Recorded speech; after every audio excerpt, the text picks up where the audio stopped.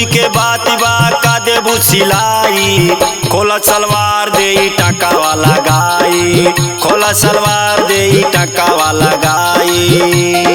एहसान के जमाना तो नहीं बा, लेकिन लवा तोहार काम करही के पड़ी। अरे काहे नहीं बा, एहसान में तो मने तन मन धन सब कुछ सौंप देला हो।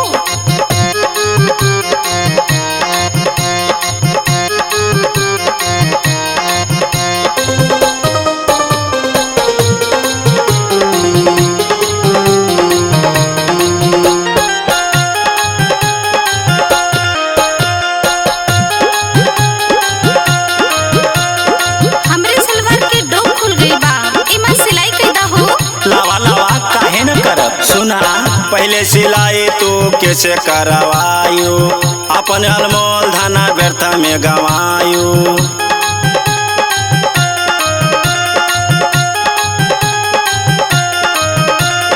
गोंडा के मुकेश टेलर गिन्नी नगर वाला, कैसन सिलाई कैलस कुछ ना बुझाला।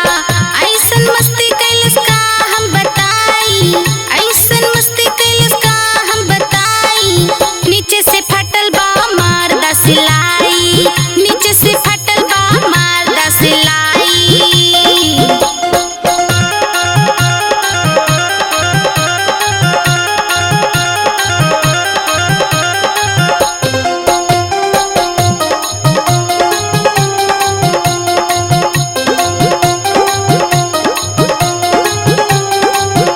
का हो मैडम, मस्ती केहू और से, सिलाई हमरे पास। ए, जवान संभाल के बोला, मस्ती उ सिलाई के लिए है, हमसे ना।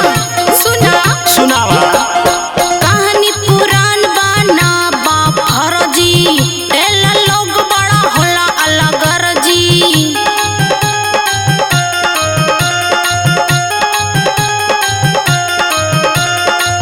टेलर अलगर्जी होला कैसे के जान्यू, काम करायु नहीं कैसे बखान्यू। हमसे बात अब कर न सवाई, हमसे बात अब कर न सवाई। खोला सलवार दे टका वाला गाई, खोला सलवार दे टका वाला गाई। लागत काम बढ़िया करे वाला दिखात है।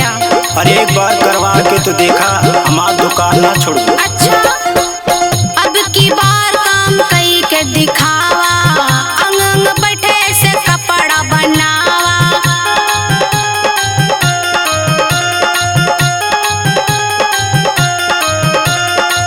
जे जे हमसे काम करवावा, आज तक तने का शिकायत नहीं लावा। हरिसनाड़ी गुरुमीत से बताई, हरिसनाड़ी गुरुमीत से बताई। खोला सलवार दे टका वाला गाई, नीचे से फटल बा मारदा सिलाई। खोला सलवार दे टका वाला गाई।